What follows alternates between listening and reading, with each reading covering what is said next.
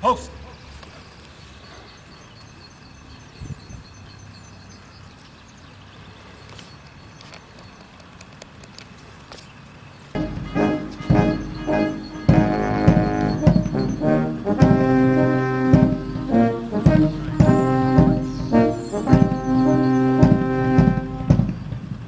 And the commander's spouse, and to signify sorrow at her departure from the command.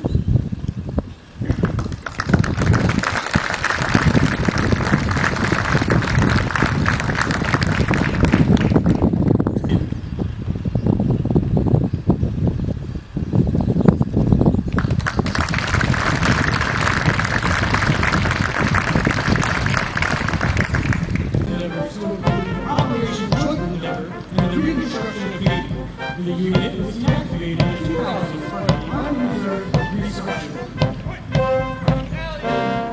The Civil Affairs Brigade was subordinate to subordinate pilot, but were reactivated in September 2010. The first civilian Civil Affairs capability. And in 2007, 7 mission support command. The only way to represent command station outside the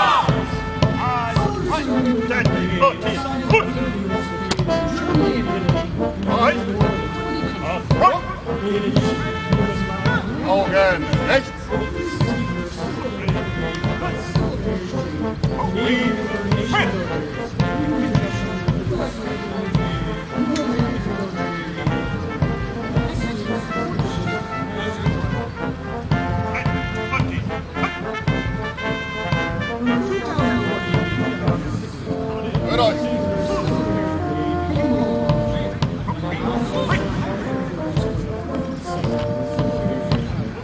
The sun represents Florida, the Sunshine State. The blue area represents the Gulf of Mexico and the Atlantic Ocean, alluding to the former location of the organization.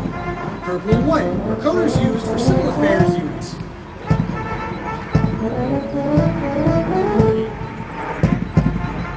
All military units serving in this host country display the national flag of Germany next to its stars and stripes. Together, the two flags show the commitment and partnership of these two nations. Thus, as the flags are presented to the reviewing officer, respect is paid to both nations. Sound attention!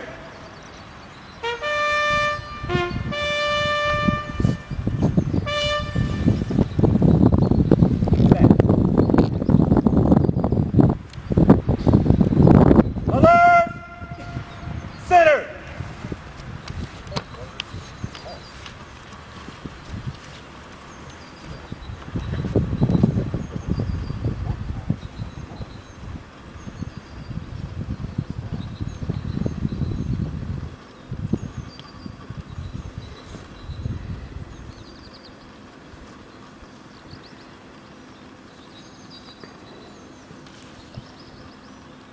Forward, march.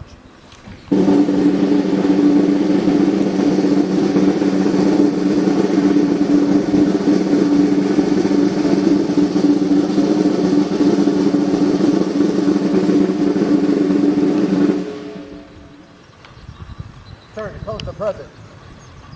Take your post, present the command.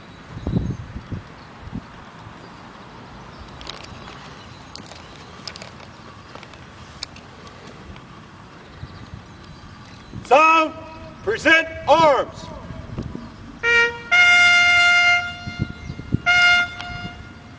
Detachment, present arms.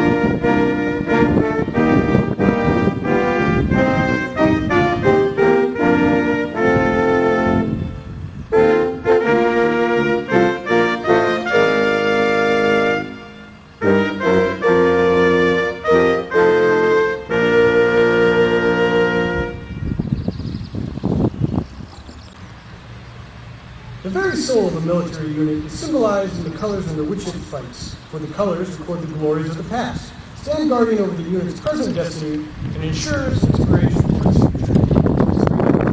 Helps lead the unit into battle. The current custodian of the colors is Command Sergeant Major Raymond Brown, the senior enlisted soldier of the 361st Civil Affairs Brigade, and principal advisor to the commander. In accordance with paragraph 2-5 alpha, Army Regulation 600-20, the undersigned assumes command of the 361st Civil Affairs Brigade. Effective 03 April 2016. Signed, John Novak, Colonel, United States Army, Commanding.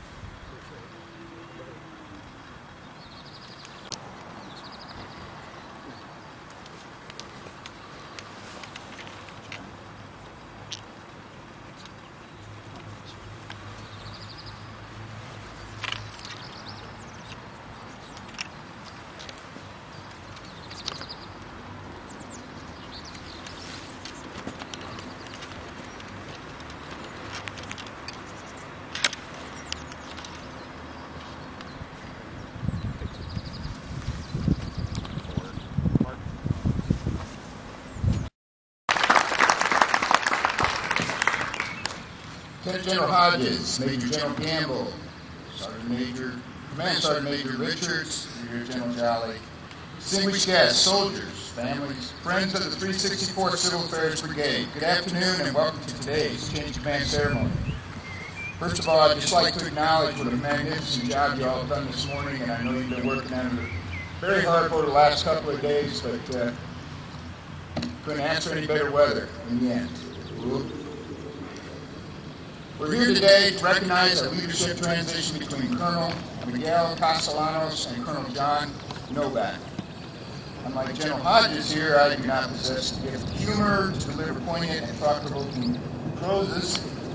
In fact, I'm comforted by the fact that few, if any, of my words will be remembered today here. However, I do hope to convey my deepest respect and gratitude for the work and accomplishments of Colonel Castellanos' wife, Stacy, and the soldiers of the 364th Civil Affairs Brigade.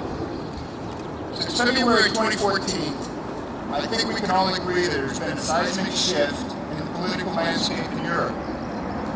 We require leaders with vision and energy to lead organizational change that adapt to the changing environment. Among the leaders here today, Colonel Castellanos has demonstrated such leadership. Command is one of the highest achievements in an officer's career. It brings with it an immense sense of personal satisfaction forged unrelenting pressure. Commanders pit their instincts, born from a lifelong acquisition of knowledge, personal intellect, and experience against numerous risks. The satisfaction of command comes from a commander's investment of all they know and all the resources they have to achieve the team objectives and goals that lead to victory. Colonel Castellanos, along with Stacy, Rachel, and Kevin, who are here today, and Mike Jr., who is in the States, have sacrificed and made the investment against Army strength and budget cuts, man-made and natural disasters, and even energetic commanding generals with insatiable appetites for success. In a recent command climate survey, 7th MSC soldiers stated that they would not leave the command because they enjoy having relevant, real-life missions that provide value to the Army.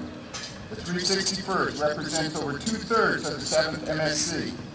361st soldiers and their units have participated in 37 major exercises, 68 missions in 14 countries, to include 16 humanitarian risk assessments with the State Department.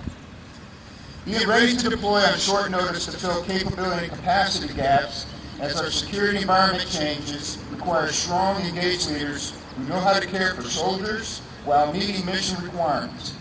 Colonel Castellanos has inspired leaders around him to engage, get involved, and be ready.